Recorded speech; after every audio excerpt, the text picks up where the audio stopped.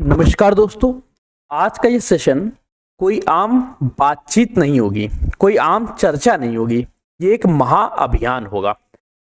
यहाँ हम चर्चा सिर्फ इस बात के लिए नहीं करेंगे कि कॉमन कट ऑफ आना चाहिए या नहीं आना चाहिए, बल्कि हम चर्चा करेंगे संविधान के तहत मिलने वाले कानून के समक्ष समानता और लोक नियोजन में अवसर की समानता, अर्थात आर्टिकल 14 और आर्टिकल 16 के उल्लंघन के विषय में।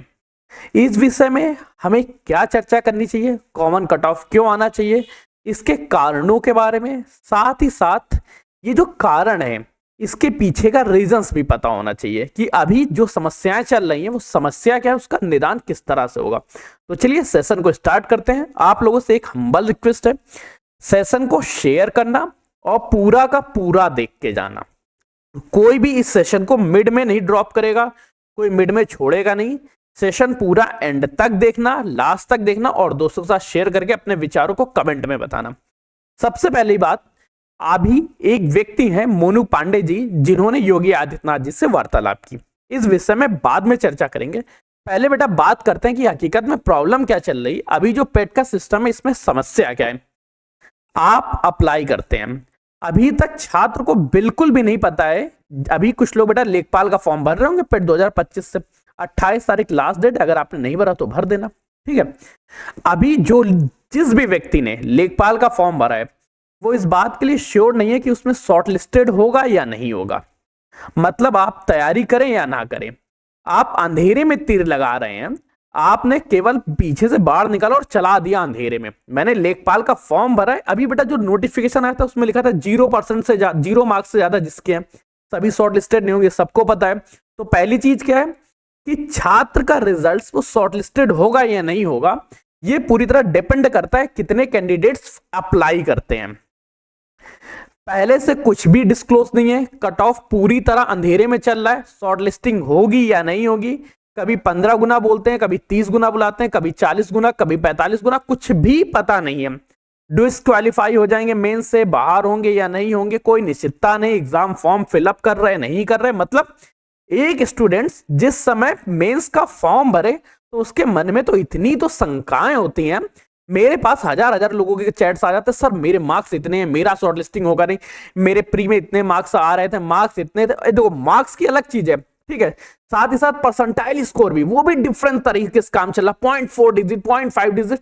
अरे यार जस्ट इमेजिन इट, कैसे सबसे पहले एक आप क्लियर एग्जाम्स हो, एक क्लियर डेट हो कि अगर बच्चे के 30 मार्क्स आए, बच्चा लेखपाल में शॉर्ट लिस्टेड नहीं होगा, वो नए एग्जाम्स की तैयारी करे। वो क्यों यार उस चक्कर में बार बार पढ़ा रहा है कि यार 0% आए, क्या भरोसा, मैं इस बार 40 गुना बुलाया, लास्ट बार 50 गुना बुला ले, मुझे शॉर्ट लिस्टेड कर ले, मैं तैयारी में ना करूं तो मैं कैसे होऊंगा। तो मतलब री एप्लीकेशन फीस का पूरी ये जो 25 रुपए दिए, ये तो चलो गए तो गए, लेकिन इसके साथ ही साथ पूरी तरह अंधेरे में यार चल रहा है। बंदे के पास कोई व्यवस्था ही नहीं है। कट ऑफ तय एग्जाम्स के बाद होगी, हर वैकेंसीज के लिए अलग कट ऑफ आएगी। पेट का टॉप, जिसके बेटा टॉप में है, मानते हैं कि 90 परसेंटाइल है, आपके पास 99 परसेंटाइल है, आप तो सारे एग्जाम्स देंगे। अब ये बंदा जस्ट मान लेते हैं कि एक मनोज नाम का व्यक्ति है जिसके 99 परसेंटाइल आ गए, ये वीडियो भी देगा, ये जूनियर असिस्टेंट स्टेनो का भी देगा। अब इतने सारे फॉर्म में ये सिलेक्शन तो किसी एक ही जगह लेगा ना, बाकी पोस्ट क्या होगी, बाकी पोस्ट बर्बाद हो गई। इस जगह जो दूसरा कैपेबल बंदा पार्टिसिपेट करना चाहिए था उसका पार्टिसिपेशन ही नहीं होगा। सीमित छात्रों को मौका मिल रहा। वहीं हम लोगों की मांग क्या है, हमारी सीधी सी मांग है, आप पहले से फिक्स कर दीजिए 50 नंबर से ज्यादा आएंगे, 60 नंबर से ज्यादा आएंगे, आप शॉर्ट लिस्टेड होंगे। नंबर नहीं तो आप परसेंटाइल फिक्स कर दीजिए, हम परसेंटाइल में भी खुश हैं। सीटेट टीटेट की तरह जैसा एकदम एलिजिबिलिटी होती, यहां तो 40% 33% मांगते हैं, लेकिन हम कह रहे हैं आप 70% भी लिख दो, 70 परसेंटाइल लिख दो, 90 परसेंटाइल लिख दो, मुझे कोई दिक्कत नहीं है। कम से कम मन में तो शंका नहीं होगी कि कोई टेंशन हो। इससे ज्यादा लोग एग्जाम्स दे पाएंगे और बार बार फॉर्म डालने का खतरा भी या डर भी, जो टेंशन बन रही थी, ये डर खत्म हो जाएगी। अभी जो ज्ञापन सौंपा है, इस ज्ञापन में क्या, सबसे पहले चयन प्रक्रिया को मानक मनमाने ढंग से नहीं होना चाहिए। अभी क्या है, कभी 30 गुना, कभी 40 गुना, कभी 50 गुना। अच्छा, ये गुना का डिसीजन कौन लेता है? आयोग में बैठे हुए कुछ शीर्ष अधिकारी इस बात का डिसीजन ले रहे हैं क्या? क्या इस बात से तय होता है आपका भविष्य? मतलब कुछ 4 या 5 या 10 लोगों इस बात का तय करेंगे कि आपका भविष्य क्या होगा। आप किसी एग्जाम्स के लिए, बच्चे ने बड़ी मेहनत करके लेखपाल का फॉर्म भरा है, अब लेखपाल के फॉर्म में हो सकता है 15 गुना बुला ले, तब बहुत सारे बच्चे शॉर्ट लिस्टिंग से बाहर हो जाएंगे। अब उनकी इस बात का निर्धारण कौन कर रहा है? सबसे पहले फिक्स कट ऑफ की हमारी मांग है। हमारी मांग है स्क्रीनिंग जो नेचर हो, मांगे हैं फिक्स कट ऑफ के लिए, जो नेचर है एकदम एलिजिबिलिटी टेस्ट की तरह लिया जाए और ट्रांसपेरेंसी बनाई जाए कि 15 गुना 30 गुना इसका स्पष्ट नियम हो। कोई भी मनमाना ढंग नहीं होना चाहिए 30 40 45 गुना 50 गुना। हमारा उद्देश्य भीड़ कम करना है, ताकि ना कि अंतिम चयन से दूर करना किसी को। ये बात बेटा ध्यान रखना। फिर बेटा सबसे बड़ा आर्थिक बोझ क्या बनता है, इससे छात्रों पे क्या इफेक्ट होती है? सबसे पहले तो मानसिक उत्पीड़न बहुत होता है कि अभी जो लोग बेटा लेखपाल का फॉर्म भर रहे हैं, इसमें जितने लोग भी शॉर्ट लिस्टेड होंगे, मैं कसम से बताता हूं, जिस दिन बेटा आ जाए शॉर्ट लिस्टिंग, आप इनसे जाके बात कर लेना, बंदों के आंसू नहीं निकल रहे होंगे आंखों से। ये सही से बोल नहीं पा रहे होंगे कि क्या हो गया मेरे साथ। तैयारी करने के बाद भी पता चलता है कि शॉर्ट लिस्टेड नहीं हुए हैं। मतलब अपना जो पोटेंशियल वो दिखाने का ही नहीं मौका मिल रहा है यार। आर्थिक बोझ भी बढ़ता है कैसे? मात्र सिर्फ 25 रुपए फीस की नहीं है यार।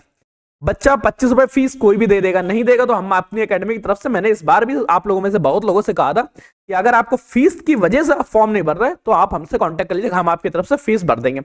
सबसे बड़ा समस्या आता है जिस बंदे ने लेखपाल का फॉर्म भरा है, अगर उसके 40-50 नंबर है, अब ये सबसे पहले कहीं ना कहीं तैयारी करेगा। जहां तैयारी करेगा वहां रूम रेंट होगा, कोचिंग फीस होगी, कॉलेज फीस होगी, बाकी सब चीजें फीस करते करते ये उसका आर्थिक बोझ है। आर्थिक बोझ से ज्यादा तो उसका मेंटल प्रेशर है। और जिस समय शॉर्ट लिस्टिंग का रिजल्ट आता है वो शॉर्ट लिस्टेड नहीं होता, घर वालों को बता नहीं पाता है कि कैसे शॉर्ट लिस्टिंग हुआ, क्या हुआ नहीं हुआ। ये है क्या बेटा? ये आर्टिकल 14 जिससे कानून के समझ समानता है, और आर्टिकल 16 लोक नियोजन में अवसर की समानता, इन दोनों का उल्लंघन हो रहा है। हम सिर्फ इस उल्लंघन की वजह से चाहते हैं कि जैसा टेट सीटेट में होता है, फिक्स कट ऑफ कर दो 60 या 90 परसेंटाइल, जो आपकी इच्छा हो वो कर दीजिए, हमें कोई दिक्कत नहीं। स्कोर कार्ड हो, स्कोर कार्ड की वैलिडिटी लाइफ टाइम वैलिडिटी कर दीजिए। नहीं करने की इच्छा है तो अभी भी 3 साल किया है, कोई दिक्कत नहीं, इस बात से एक बार खुश है। एलिजिबिलिटी के लिए बेटा याद रखो, योग्य उम्मीदवार आगामी भर्ती की तैयारी करने लगेंगे, कोई टेंशन नहीं होगा। यूपीएससी पेट को भी इसी तरह का मॉडल अपनाना चाहिए, बस हम इस बात को रखना चाहते हैं। सीट्स की बर्बादी नहीं होगी, टॉपर एक साथ सारे एग्जाम्स को नहीं पार्टिसिपेट कर पाएंगे, हर व्यक्ति के पास फॉर्म्स आएंगे। और एक चीज ध्यान रखना बेटा, जिस समय पेट का पेपर होता है, केवल एक ही पेपर इस बात के लिए डिसाइड नहीं करता है। पेट के पेपर से लेके जो मेंस का पेपर होता है, दोनों बीच में लगभग 1 से 2 साल का डिफरेंस आ जाता है। ये 1 से 2 साल टॉपर को नालायक बनने में और नालायक बच्चे को टॉपर बनने के लिए बहुत बड़ा योगदान देता है। तो ये चीज ध्यान रखना, एक पेपर इस बात का डिसीजन नहीं करता कि आपका भविष्य क्या है। हो सकता है कि ये जो 1-2 साल का गैप हुआ, इस साल में ये इस बच्चे ने किसी वेशन या कहीं और में ध्यान ना दे रहा हो, लेकिन इसमें से कोई एक बच्चा बहुत अच्छे से पढ़ के इससे भी अच्छे मार्क्स ला सकता है। रिपीटेशन फॉर्म कम हो जाएंगे। नंबर ऑफ वेटिंग लिस्ट के बारे में जारी कर रहे हैं, हम लोग चर्चा कर रहे हैं कि बात करना चाहते हैं कि सर एक वेटिंग लिस्ट भी निकाल दीजिए।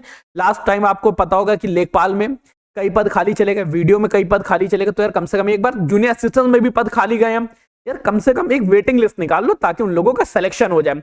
एक सीट, एक ही छात्र कई सीट बर्बाद करता है और डिमांड केवल कमान कट ऑफ के लिए। ठीक है, ये हमारी मुख्य उद्देश्य है। अब बेटा चर्चा करते हैं कि क्या चीजें, एक जो दूसरी समस्या है वो समस्या ये है कि बेटा देखो, अभी तक कई पेपर्स एक ही दिन पड़ जाते हैं, तो इस चीज को थोड़ा सा कम किया जाए। एक पेपर, एक निश्चित यूपीएससी को एक बेहतरीन कैलेंडर जारी करना चाहिए, उस कैलेंडर को फॉलो अप करते हुए ही चीजों को डिसाइड करनी चाहिए। ये बेटा हमारी महत्वपूर्ण मांग है। अब इन मांग को लेके आज के दिन मोनू पांडे जी ने सीएम योगी आदित्यनाथ जी से मुलाकात की और उन्हें ज्ञापन सौंपा। इस ज्ञापन की एक जो कॉपी थी वो सिंबॉलिक तौर पे प्रेजेंट की गई। ये पूरी तरह अहिंसावादी, गांधीवादी और शांतिपूर्ण तरीके से किया गया। और इसके अलावा सिर्फ एक ही नहीं, कई विधायक, कई सांसद, कई लोगों द्वारा ज्ञापन सौंपे गए। उम्मीद इस बात के लिए करते हैं कि ये हमारा जो मुहिम है, इस चीज को सक्सेसफुल बनाया जाए, इस चीज को आगे लेके आया जाए, ताकि हम इन चीजों से दूर हट सके। हम इन चीजों के बारे में, जो हमारी समस्याएं हैं यार, एक बार समस्याओं को समझो, जो समस्याएं उनका तो निदान हो जाए। हम लोग कर क्या सकते हैं? अच्छा, इन बारे में आपको पता है, ज्ञापन, मनमाना, छटनी, किसी बारे में ना कंफर्म हो तो बात कर लीजिएगा। अब बेटा हमारे कुछ मांगे इस तरह से हैं। पहली, पेट के लिए कॉमन कट ऑफ, गोरखपुर में जनता दरबार लगा था, वहां पे बेटा ज्ञापन सौंपा गया है। छात्रों की मांग इतनी सी है, टेट सीटेट के आधार पर फिक्स कट ऑफ लगे जैसे इसमें निकलती थी। ये सभी आर्टिकल 14 आर्टिकल 16 का उल्लंघन है। यूपीडब्ल्यूएससी में वेटिंग लिस्ट आ जाए। साथ ही साथ कोचिंग माफिया के प्रभुत्व को इस तरह से समाप्त किया जा सकता है। सपोर्ट करने के लिए बेटा आप लोग लखनऊ में हम लोग ज्ञापन अभियान प्रारंभ कर रहे हैं, इसमें आप आ सकते हैं। साथ ही साथ आपके अधिकार, देखो बेटा आपकी बात है, आपके अधिकार की बात, आपके अधिकार की बात है, आपकी बात है। आप लोग बेटा पढ़ाई मत छोड़ो, पढ़ाई करते रहो। पढ़ाई के साथ साथ ही हम लोग ज्ञापन देते हैं, इस बहरी सरकार को जगाने का काम करते हैं। प्रशासन तक बहुत बातें तो पहुंच चुकी हैं, लेकिन इस पे और प्रेशर देते हैं। तो बेटा सफलता केवल उन्हीं को मिलती है जो संघर्ष और शिक्षा दोनों में संतुलन बनाए रखते हैं। तो हमारा उद्देश्य दोनों में बैलेंस बनाते हुए आपको शिक्षित करने का है। द एग्जाम बडी लगातार इन्हीं चीजों में आपके साथ लगा रहता है। इस मुहिम में छात्रों तक पहुंचाने के लिए सेशन को शेयर कर देना। अपनी मन की बातों जब आप बेटा कमेंट्स करते हैं, बहुत सारे लोग कमेंट्स करते हैं, तो ये रहता है यूट्यूब को समझ में आता है चीजें प्रमोट करनी चाहिए। आपके आसपास जो भी टीचर्स हैं, जहां तक आपकी पहुंच है, उनको भी प्रेरित करिए कि सर कुछ ऐसा सेशन बनाइए जो हमारी मांगे। देखिए ये मांगे कोई भी ऐसी मांग नहीं जो नाजायज हो, सारी जायज मांगे हैं। हर एक मांग के पीछे का रीजंस है, उस आधार पे ही मांग रहे हैं, तो हमारी मांगों को सुना जाना चाहिए। और दूसरी बात, हम खुद द एग्जाम से बड़ी की ओर से आप लोगों की तैयारी करवा रहे हैं। अगर आपकी इच्छा करती है तो बेटा देखो PDF notes complete free, previous year question, multiple choice question free चल रहे हैं। यहाँ पे आके अपनी तैयारी जज कर लीजिए। करना के एप्लीकेशन डाउनलोड कर लेना द एग्जाम बडी। जो बेटा पीडीएफ रहती है वो आपको टेलीग्राम पे और टेलीग्राम के साथ हमारे एग्जाम बडी ऐप पे भी मिलती है। यूट्यूब चैनल को मानो फॉलो कर लेना, सब्सक्राइब कर लेना, पर इस वीडियो को शेयर जरूर करना। मिलते हैं नए सेशन में नई जानकारी के साथ। तब तक के लिए कीप स्टडी, कीप स्माइलिंग, पढ़ते रहिए, मुस्कुराते रहिए। पढ़ाई मुस्कुराहट एक साथ अच्छी लगती है, अकेले में दोनों अधूरे हैं। तब तक के लिए धन्यवाद दोस्तों।